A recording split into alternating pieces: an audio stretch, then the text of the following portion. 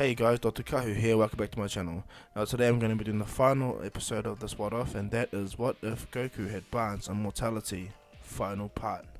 Now as usual guys, if you guys can, please like and subscribe, leave your comments down below and let me know what you think of the What If, okay? And furthermore, please take care of you guys yourselves, okay? I think New Zealand has until the 20th to decide whether we come out of level 4 and jump to level 3 where we can go do things. So we got to then possibly guys, so take care of yourselves. If not, be prepared either way. So yeah, be safe guys. And not only that, thank you guys all for your support in this What If. I'm just going to let you know this was actually meant to be a April Fool's What If, but as I told you, I brought it out slower and people actually like this What If. So yeah, thank you all so much for your support. I'll try to do this with every other What If I make sure I finish them now, okay? But yeah, without further ado guys, I talked enough BS. Let's get into this new or final part of the What If, my bad. And that is what if Goku had Barnes Immortality final part. Now let's begin. Now, a short recap of what happened previously. Goku tapped into Master Ultra Instinct and defeated Jiren easily, thanks to his immortal body and the fact that he got stuck in the light. Goku can't deactivate Ultra Instinct, he's permanently stuck in Ultra Instinct. And when Goku makes the wish to have a choice to give up immortality, Goku chooses to save everyone else and bring them all back to life. So all the universes are back, and Goku, for the most part, now goes back home to face the biggest fear of his life, telling his wife that he's never gonna die. So when he tells Chi-Chi for the most part was shitty that he didn't tell her I mean, but she's happy at the same time. When Goku gave her the option if she would live with him forever, would she? And hands down, that was a stupid question. Of course she would. So Goku takes her to the Omni King to ask permission to do so. But the Omni King, instead of just waiting for Goku to collect the Dragon Balls, the Omni King just clicks his hand and makes Chi-Chi immortal by connecting her soul to Goku's. She's still a human, but she's immortal for the most part, like Goku.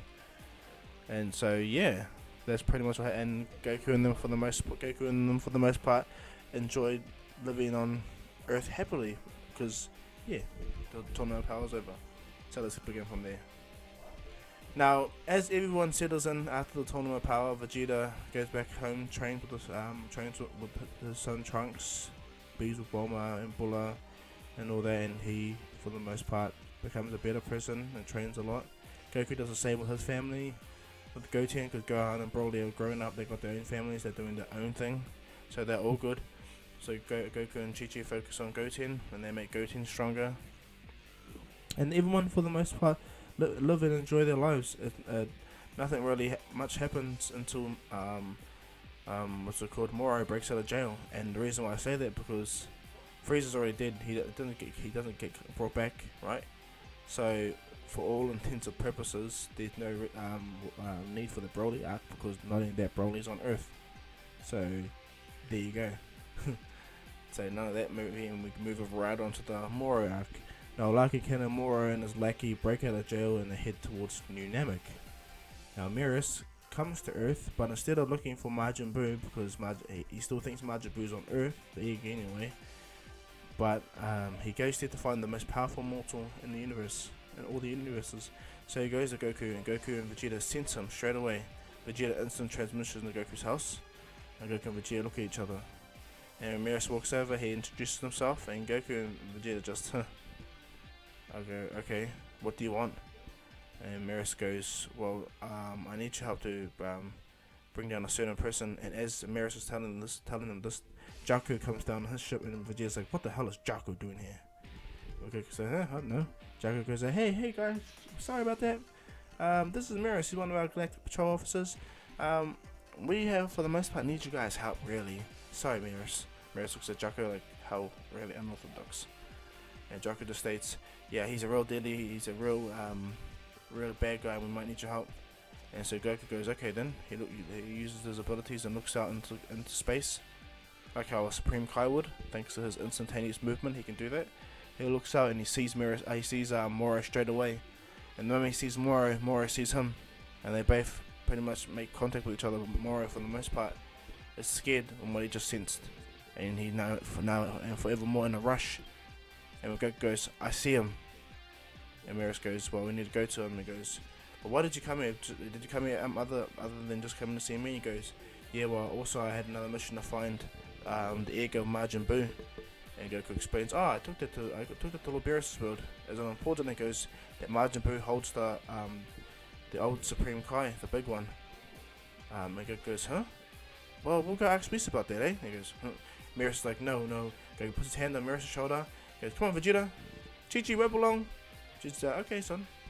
And Vegeta puts his hand on Goku's shoulder, and they all instantaneously move to Whis' world. And when Whis sees this, Beerus is in sort of a meeting.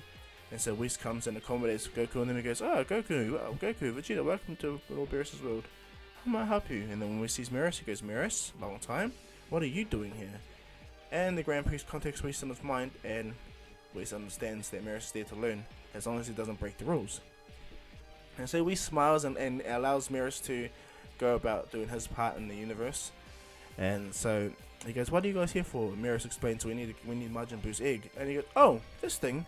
Whis gets his staff and taps it, and Majin Buu's egg appears. And he goes, yeah. He goes, I would like you to, if you can, revert him back into the Majin Buu, and then be able to summon the Supreme Kai, if you can, Whis. And Whis goes, well, it's not out of my character to be able to do so, and if this is a favour for Goku, then I don't mind. And Goku goes, okay, yes, Whis.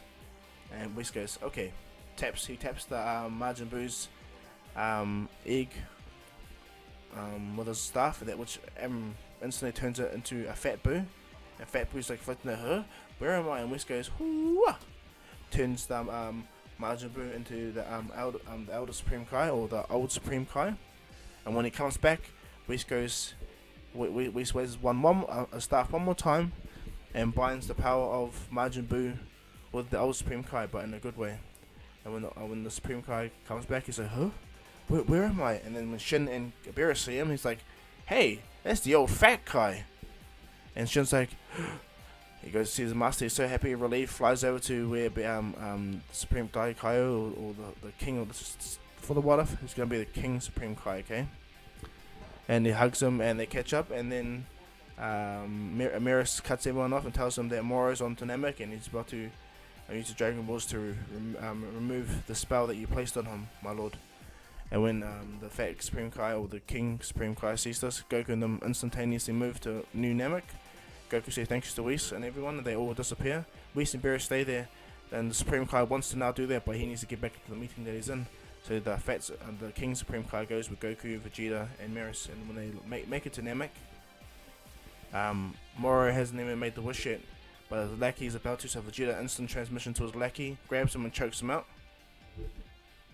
preventing him from making any wish. And when Moro sees this, he's desperate as. And when Goku appears right in front of Moro, Moro's confidence doesn't exist at all. He looks right at Goku and can't believe it. He's like, huh? What the?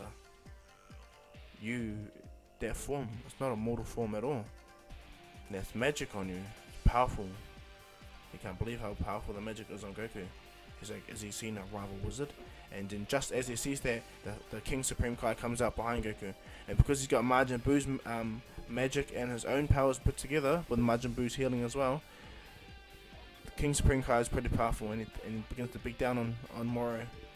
But Moro starts to absorb energy and get away. And Goku can see this because he knows all about the Spirit Bomb. But one good thing about this is, and this is what makes the arc short, is because Vegeta and Goku went through spiritual control and on Yadra, and they spent a year doing that, and so they mastered spiritual control to the point where no one can steal their energy at all. So even if Moro tried to, they couldn't take Vegeta and Goku's energy, only the planets. And just to remind you, Goku's in Mastered Ultra Instinct, and the wish doesn't happen. So as Moro tries to absorb the energy, Goku instantaneously moves in front of Moro, throws like 1,000 punches at Moro's gut, goes behind Moro, kicks Moro in the head, and Moro flies down to the planet, completely gasping for air. He just doesn't know what just happened. He can't believe it. He's barely moving at all. But thanks to all the souls he absorbed, Moro, for all intents and purposes, is going to live for a very, very long time. Elder Kai, Fat King Supreme Kai says that, and so he's about to steal him, but he goes, "Oh, I got an idea," and he thinks about the Z Sword. But what happens is the King Supreme Kai opens his hand up and presents a brand new Z Sword, and he chucks it at Goku and tells Goku, "Stab him with this, and we'll seal him away permanently." He goes, "I think this is a trick the old Lord Beerus did to a Supreme Kai eons ago." And Goku goes, "Okay then." Moro sees Goku, and he goes, "No!" He tries to use everything he can, tries to suck as much energy as he can from Namek as fast as he can. But Goku's master Ultra Instinct's too fast. He instantly disappears and appears right in front of Moro, stabs him right through the gut again. But he stabs him and pins him to the ground of Namek.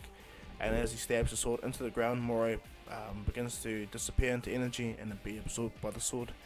And what happens is, as the sword enters the ground, it for the most part gets stuck and stays on planet Namek, where Goku buried the sword and is stuck deep in the ground.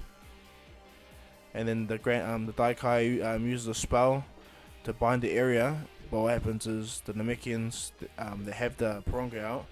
They revive everyone that Moro killed and bring back the energy into the planet. And then what happens is they use the last wish of Porunga to permanently seal Moro into the sword. Permanently seal it.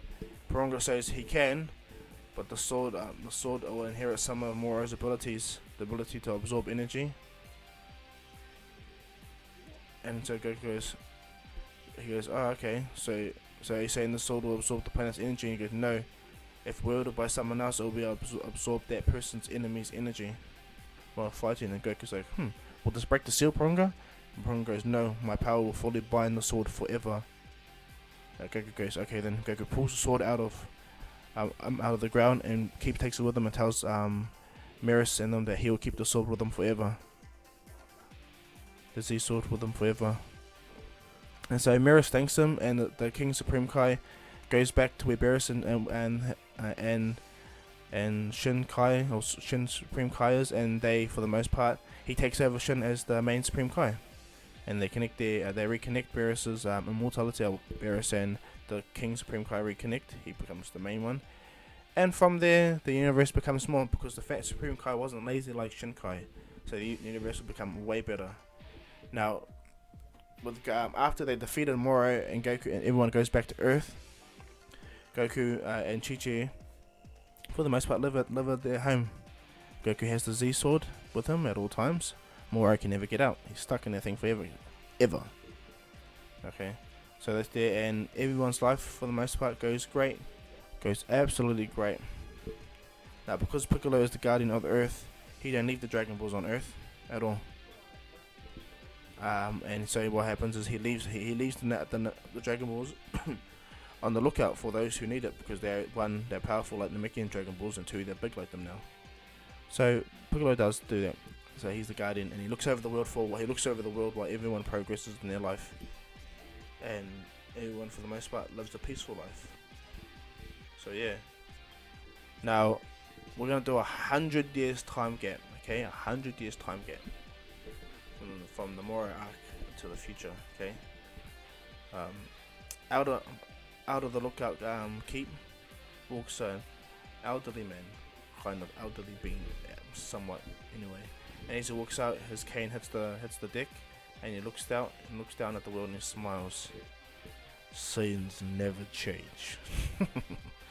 Mr. Pepper's like, what's that, Mr. Piccolo? And he goes, nah, Saiyans never change. And then after Piccolo made that statement, Mr. Pepper goes, so what are you looking at? And he goes, right now I'm witnessing the descendants of both Goku and Vegeta fighting in the tournament. As we speak now, they're exactly like their ancestors once were.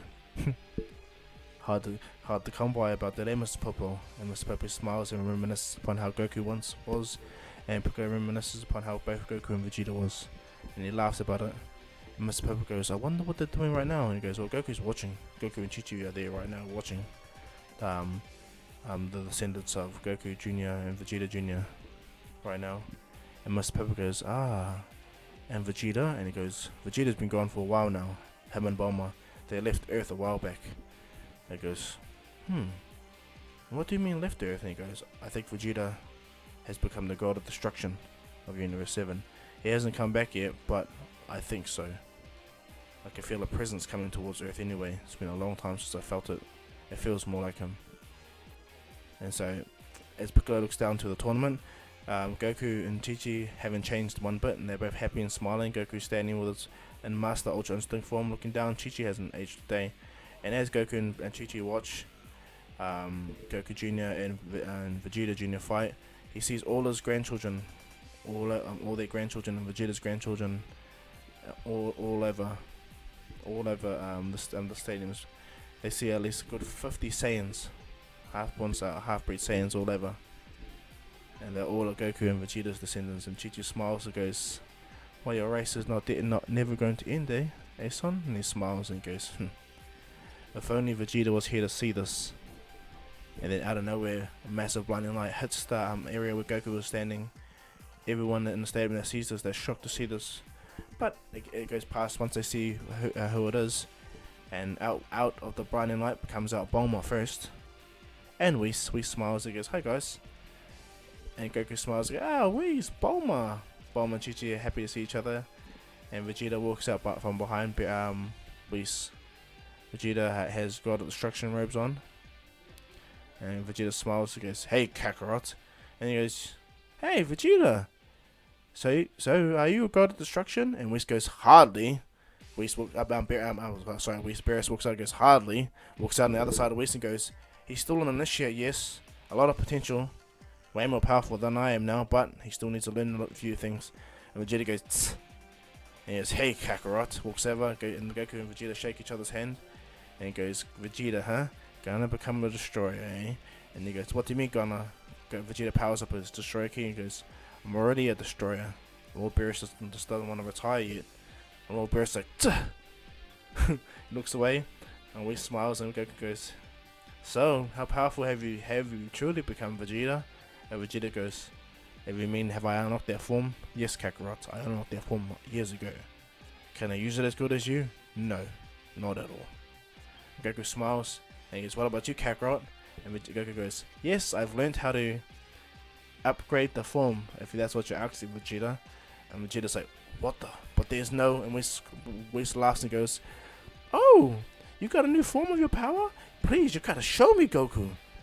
And Chi-Chi tells everyone, "We didn't come here for this, we came to see our descendants fight." So so does Bulma. And Beerus looks at Goku and goes, "You really have upgraded Master Ultra Instinct, Goku, really?" And Goku goes, "Yeah, I have." And he goes, "Please, show me." And he goes, "If Vegeta manages to beat you, he graduates and becomes a God of Destruction. But if it doesn't, you got another 100 years or so, another 100 or 1,000 years to become a God of Destruction." And which irritates Vegeta. But Vegeta goes, "Okay, then Kakarot." And so Vegeta and Goku head up into space. Whis lifts up Bulma and Chi-Chi.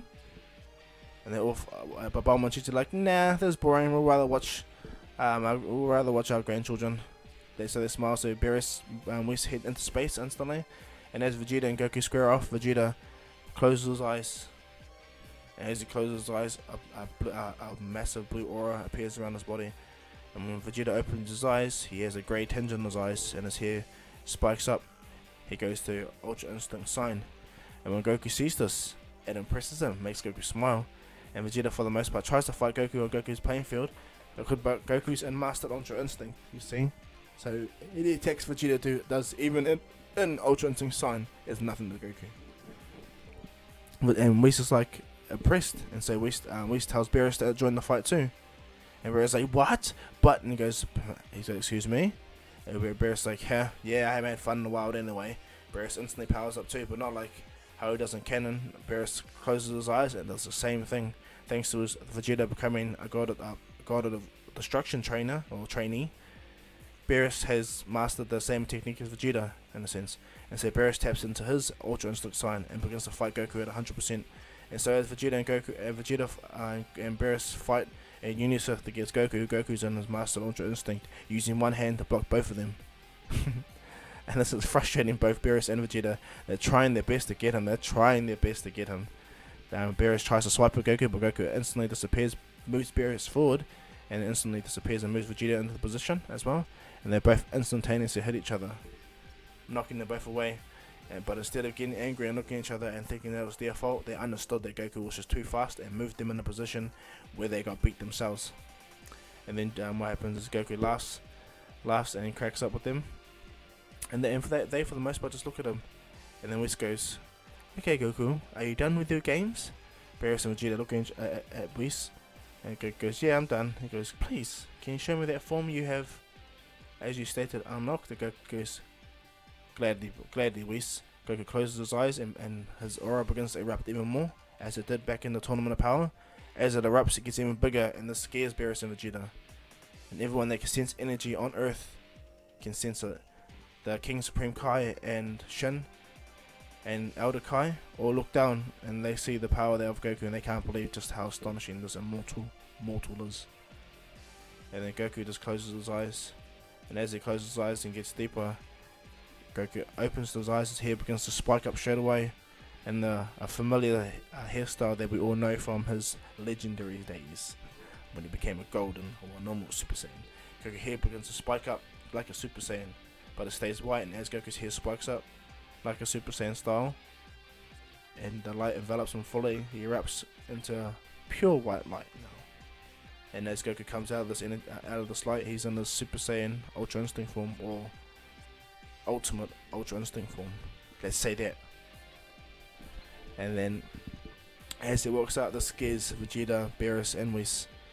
And Whis takes the staff away and tells Goku, gets in his fighting position, and Whis goes, "Well, may I?" And Whis instantly interrupts Beerus and Vegeta's fight to fight Goku. And Goku and Whis begin their battle, and it is intense. Whis hasn't had fun like this ever.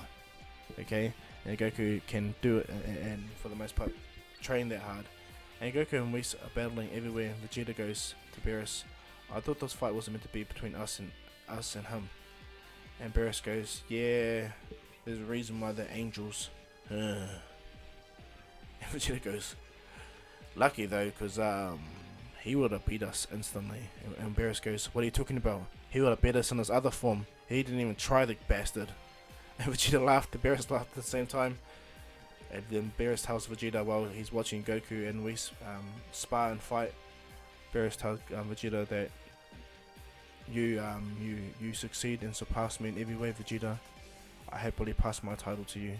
Vegeta looks at Lord Beerus and says, "Oh, Lord Beerus." And Lord Beerus smiles and goes, "I think it's my time in a way. I lived a few too much 100 million years, did barely anything, and almost ruined my universe.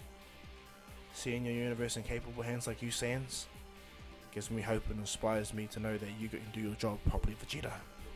One thing I just don't ask, Vegeta, is don't erase me from you. Don't erase me like I did to my predecessor." And Vegeta goes, "Don't erase you." And Vegeta instantly begins to power up his purple key while he's in this Ultra Instinct sign. And Beerus does the same thing. And Whis and Goku don't even pay no mind to them. They're insignificant flies in their battle. But Whis is enjoying himself. He's so excited, and so is Goku. He hasn't had such excitement at all. And Whis and Goku are just going at it non-stop. No one's showing any form of tiredness. Whis is barely using any of his power, and Goku is barely using it at the same time as well. So they're enjoying themselves non-stop. And then what happens is, when Whis notices that Beerus needs him, Beerus looks right at Whis. Whis stops his fight with Goku, and Goku recognizes as well. And they both instantly move to where Vegeta and Beerus is. And what happens is the King Supreme Kai saw everything what Beerus said to Vegeta. And so the King Supreme Kai teleports down, because he is the tether to Beerus, the God of Destruction. And they both place their hands on Vegeta. And the King Supreme Kai goes, "Are you sure, Lord Beerus?" And he goes, "Hurry up, fatso." And Vegeta laughs.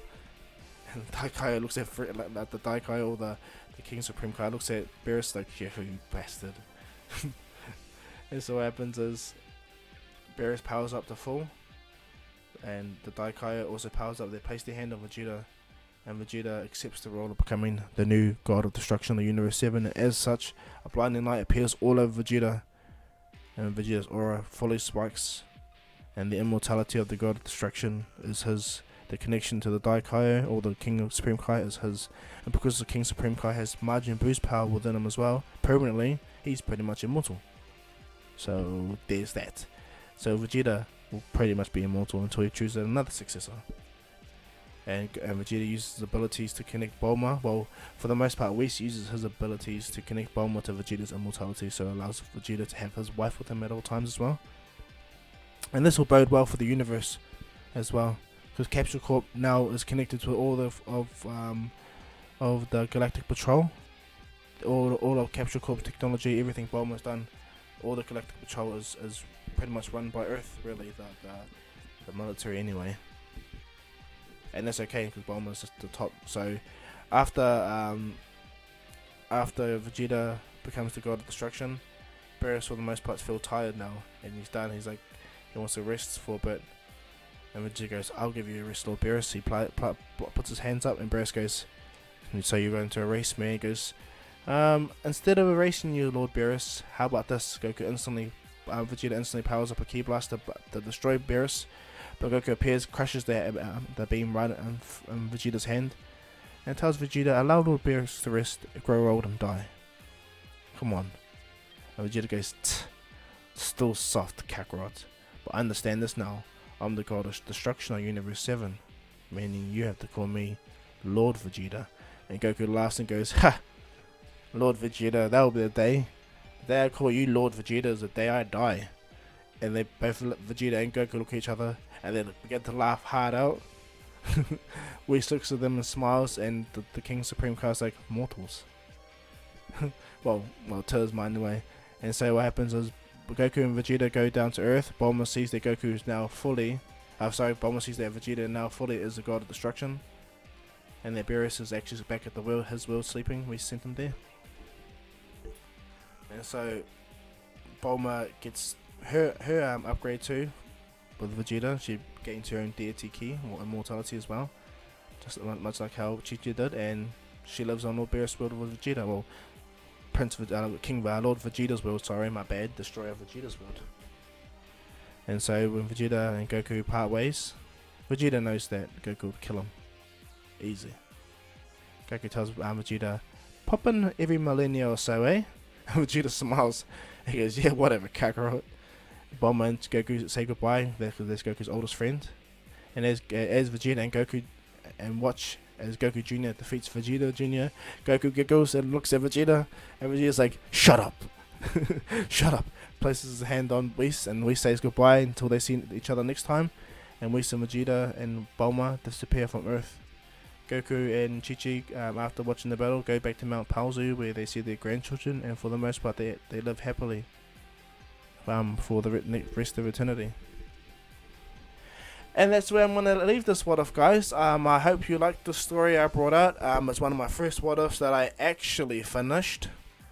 Yeah, so thank you all for actually sitting here and watching my what if and persevering through my bullkaka, I guess. I'll do better with all my other what ifs that I do. I'm just going to let you guys know now that the next what if I do is what if Naruto had KCM early.